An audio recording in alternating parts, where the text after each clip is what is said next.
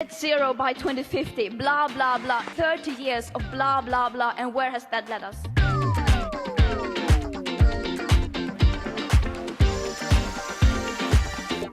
Welcome to this evening's show.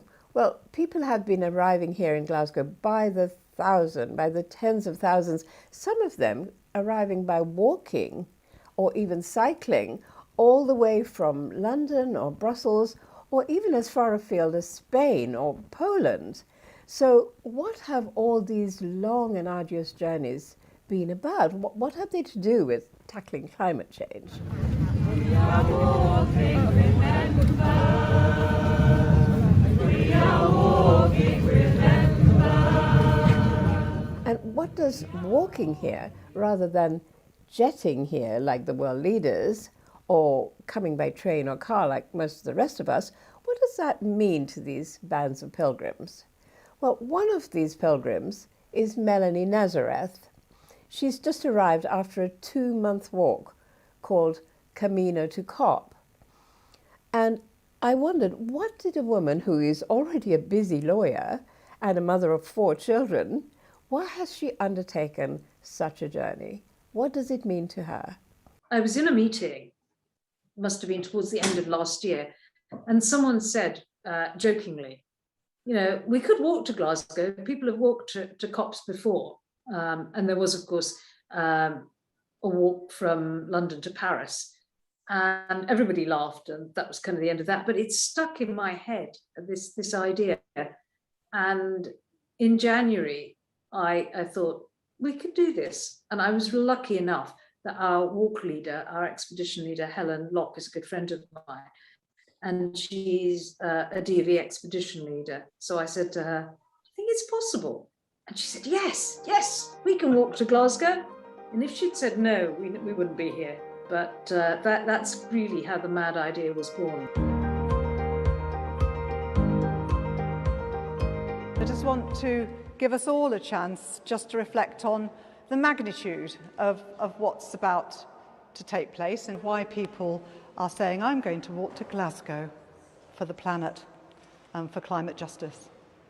And so that really is at the core of what we're doing. All the flags and the banners and the protein bars, you know, it's at the core of what we're doing is because we're grieving and concerned and worried, and we have a message to take. So this is the Extinction Rebellion Solemn Intention Statement. Let's take a moment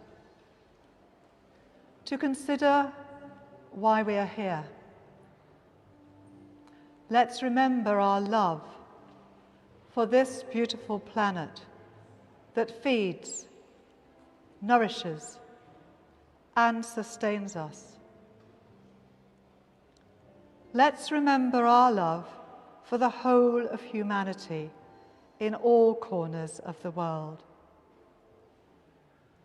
Let's recollect our sincere desire to protect all this for ourselves, for all living beings, and for generations to come.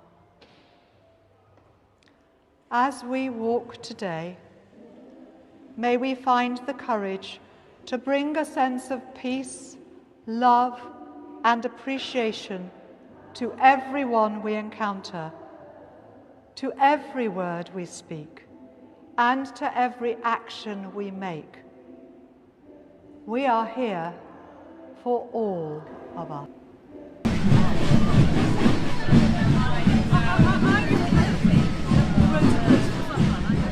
So we set off from St. James with quite a large group of people. People had brought their friends and their family, and it was the essence of the Extinction Rebellion Faith Bridge there. We had families from exile Muslims walking alongside families from exile Jews. We had Buddhist nun and lots of practicing Buddhists walking with us. We had people in their CCA t-shirts, their Christian Climate Action t-shirts. We had ordained clergy. It was a coming together of people. But what was really interesting was amongst them were people who were of no affiliated faith, but had a strong spiritual connection, strong enough to want to walk with us. And that has actually got stronger as we've walked, and we've had this intentional spirituality. We've come together, the faiths have all come together to that strapline that we use in Extinction Rebellion Faith Bridge, United for Our Sacred Earth, has really played out as people of different spiritualities have come together. It was really very, very beautiful.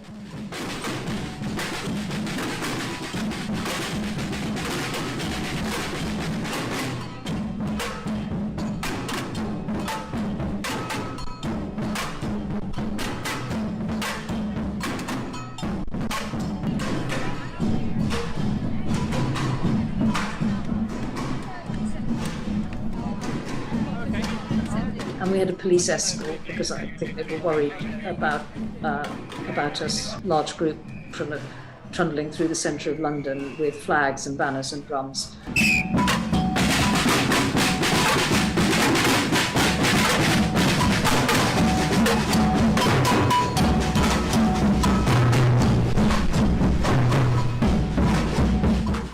And it was actually quite a difficult walk because it was really hot, much hotter than we had expected. And then we marched with samba drums all the way up to Kilburn. The reception at Kilburn at Rob Thompson's church was incredible. They had cooked for us and they told us a lovely story that their parish is the site of one of the first of the stops for medieval pilgrims on the way to St Albans. The nuns there had built a hospice for pilgrims. And so we, in the footsteps of those pilgrims also going to St Albans, made it our first stop. And that was just such a beautiful and resonant thing.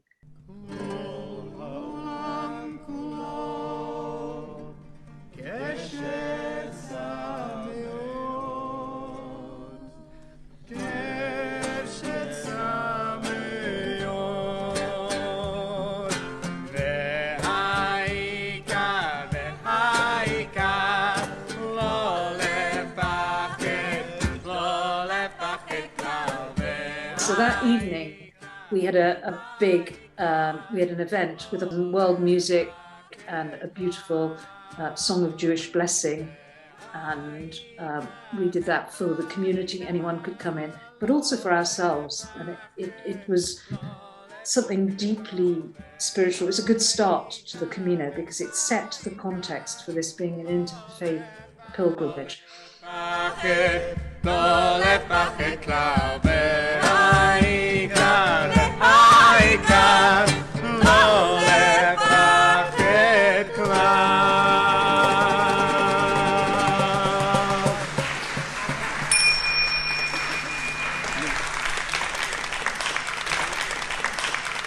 Let's go. Let's go.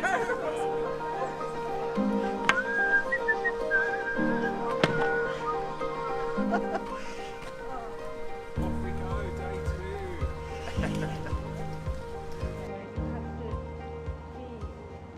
2. One of the things that we did, because you can't stop and talk to everybody you meet, is that we printed leaflets. And you could see that people were intrigued about it, and it enabled us to begin to open conversations, even if it wasn't directly with them, about the need for radical action to address the climate and for climate justice, which is an important part of what we want to talk about on this pilgrimage.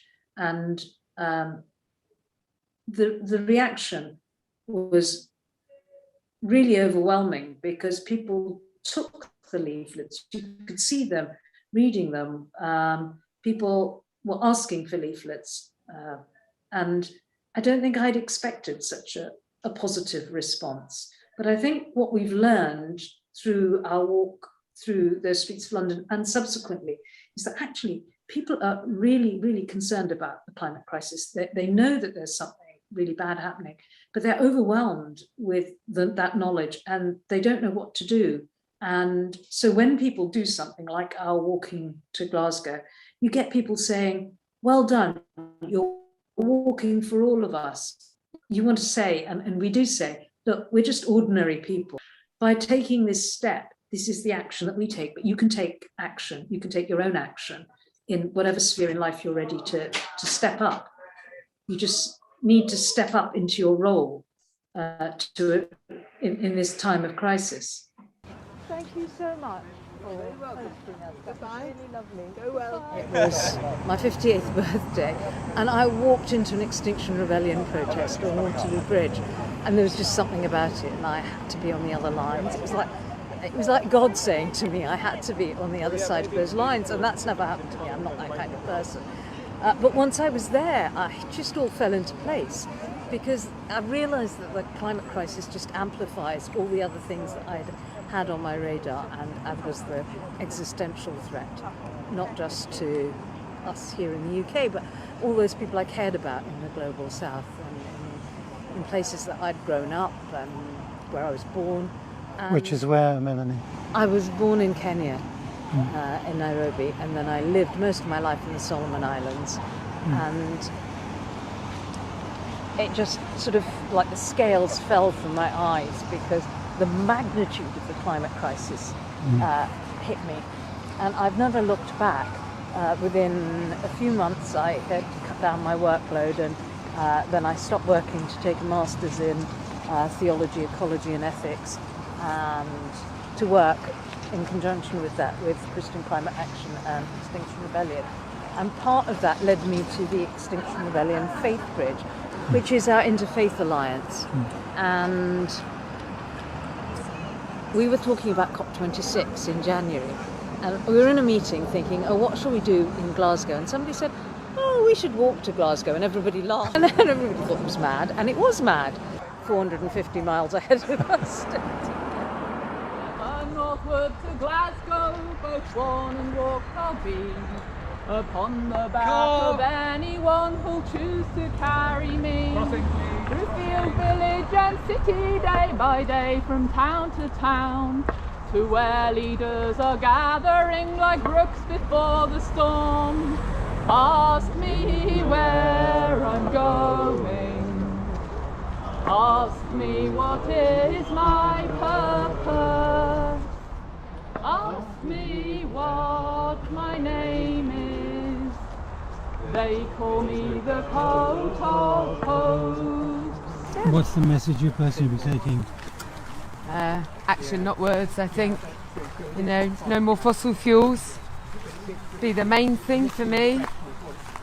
To deliver on your promises. Yeah. You know, we've heard a lot, haven't we? It's people know what needs to be done. It'd be good to see some action. I think it is the last best chance we've got, so it would be great to take that message home. We carry a lot of responsibility. I think a lot of people are with us in spirit. They can't be here on the road, so feels like a long way to Scotland though still. How far are you going to go personally? All the way. Yeah, all the way. Yeah, hopefully. Banning fossil fuels, I think that's the simplest message for us. And having talked about this a lot, you know, I'd like us to take one simple message up to COP. And for me, that's an end to fossil fuels. And that means that we don't have the hypocrisy of coal mines in Cumbria and drilling for oil off the coast of Scotland because it falls under an older set of rules. I think the one thing that we must try and achieve is a stop to fossil fuel investment.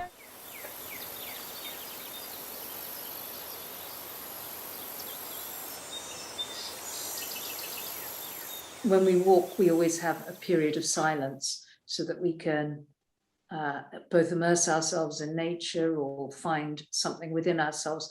But that also is intended to give us space to ground ourselves, because that grounding is what helps us to get through the day. I should put it this way, that really the act of walking in a Christian tradition is an act of prayer. And for me, there was a strong element of feeling that this was an offering to God, and that this planet is God's creation. And it was an attempt at repentance I think we have a lot to repent, and the hardship of walking was an act of penitence. So there was all that, and the idea that we could model a community as we travelled and show people what living in community, living simply, honouring one another could be, and so what life could look like in an alternative reality, a better way of living. We are walking, remember. We are walking, remember. Melanie, so you made it. I know, it was astonishing. This is probably the most important thing I will ever have done in my life, because this is the most important climate conference of our lifetime, my lifetime, and probably the lifetimes of a lot of people. Because if we don't manage to get something sorted very soon, we'll find ourselves in a position where we can't do anything about it. The decision will be out of our hands because we'll have reached tipping points. And so it seemed really important in the face of such a serious conference to do something that matched the seriousness of that. And I can't think of anything that'd be personally more challenging, but also gave us the opportunity to talk to so many people about this climate crisis than actually crossing the United Kingdom on foot.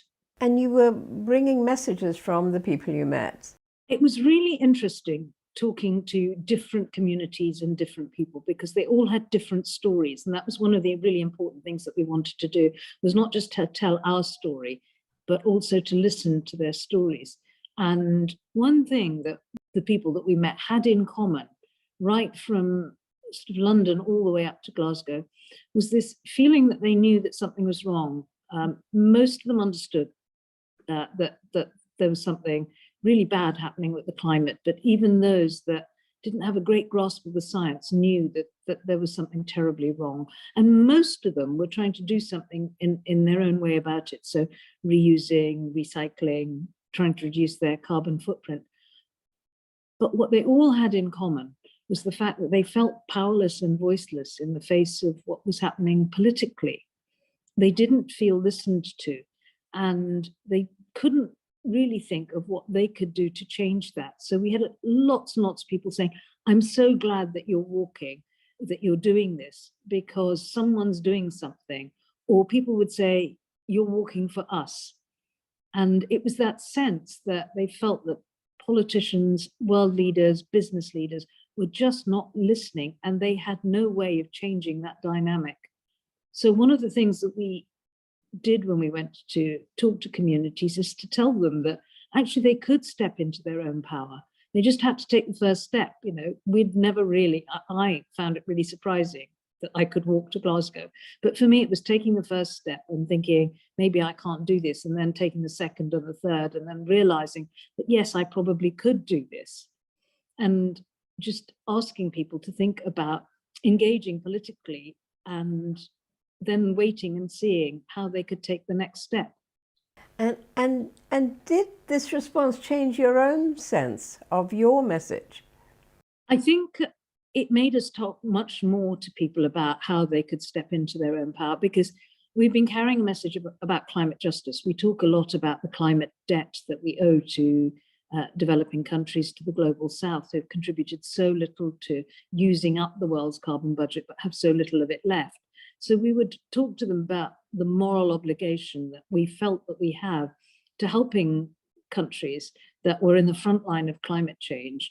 But we realized that we also needed to talk to people about how they might do that, be it kind of just holding prayer vigils outside local council offices or outside MPs' offices if they were communities of faith, using prayer as a form of protest, or just somehow engaging in a political protest, even if it was writing to their MP. And we talked to them about how we had become activists. That was a strong thread that we've developed in the course of walking, was telling people how we were ordinary people and had become activists, in the hope that it would help people to see that activism wasn't something just for people on the far outer edges of concern and engagement, but was for everybody.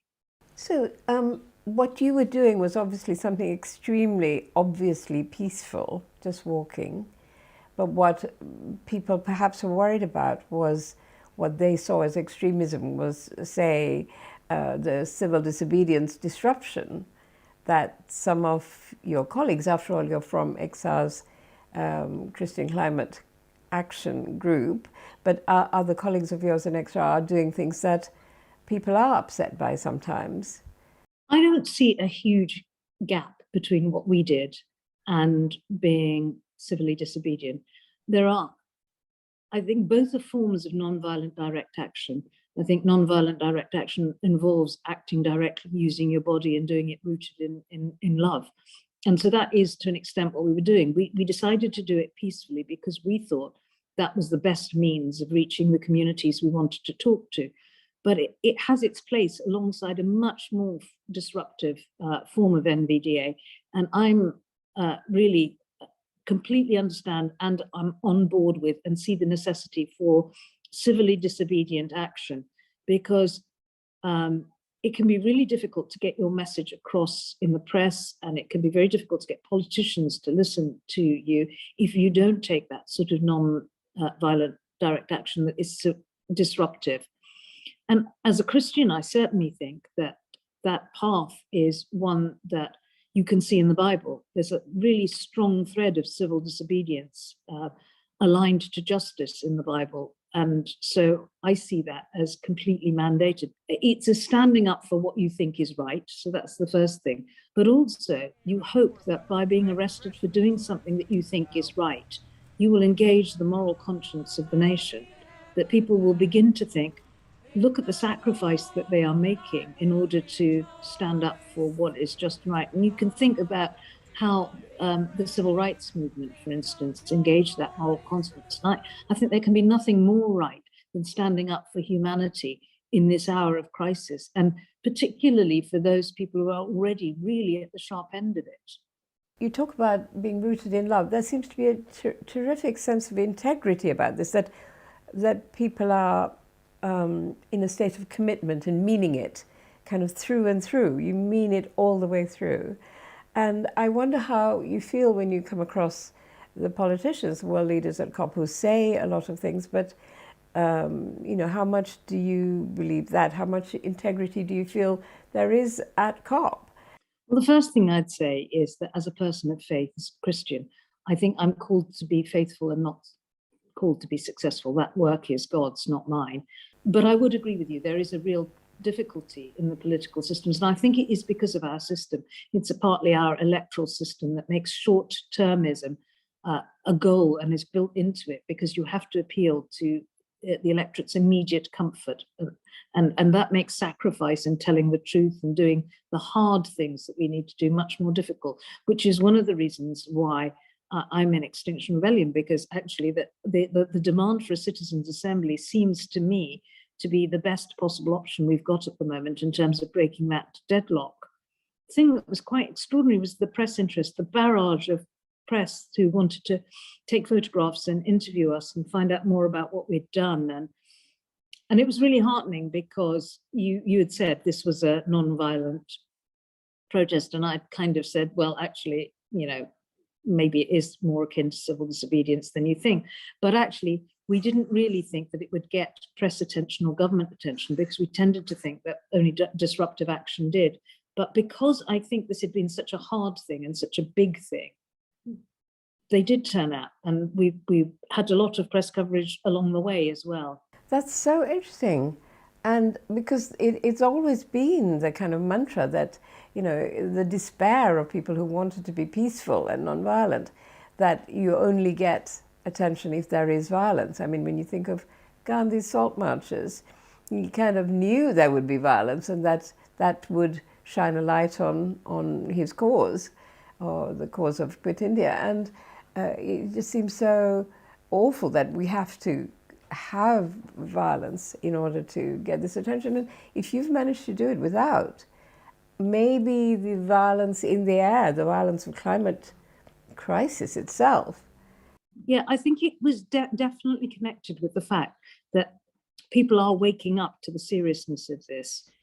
But I think it was also connected to the fact that, this has been a long journey. We walked 500 miles and it took us 8 weeks, and it's been a real commitment. And I think people kind of recognize that commitment. It's not just a commitment, it's a privilege to be able to do that. But I think that commitment was something that people acknowledged. So it was a different way of doing something that is challenging. The people who get arrested don't want to do it either. For them, that's really challenging. I can't do that, so I found another way. Mm-hmm. Well, heroism is something, again, a lot of people are courageous and you don't always see it.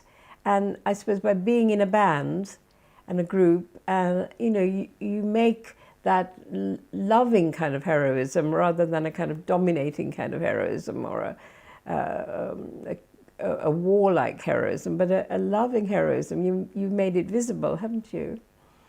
One of the things that happened along the way, and actually has been a point of discussion a lot with people we meet, is modeling the sort of way of life that I think that will help us get through this crisis. An intentional way of caring for and helping each other, not allowing the weak to fall behind, to live as simply as we can. We were vegan all the way through. We tried to model a good community and a good way of being. And I think we succeeded largely. We made mistakes, but we learned from our mistakes. And that has been important when we talk to people about what we've done, because I think if you're going to talk about things, it's good to be able to talk from a position of having done something about it yourself. I think a lot of political leaders just talk the talk because they've never had the experience, whereas we've put both into practice, or tried to. Well, it's a marvelous journey you've done, Melanie, and I wish you well in the next few days while you confront all the other people you will be meeting in Glasgow. And I don't know if you will come across the leaders more directly face to face, but if you do, I'm sure your conviction and your commitment will do something to them too. Well, I hope you'll come across them, because we're carrying ribbons with messages of hope and messages of what people want with us. And we really hope to find some way of delivering those to world leaders. I hope you get there. Thank you. Thank you very much. So Melanie and her fellow pilgrims have walked their talk, quite literally. And as the pilgrims have been walking, they've been remembering and reminding all of us of the wonders of the natural world and the vulnerability of the ecosystems that have been sustaining us. So let's close today's program with a painting specially created for Community COP and one of the songs that the pilgrims sang along the way.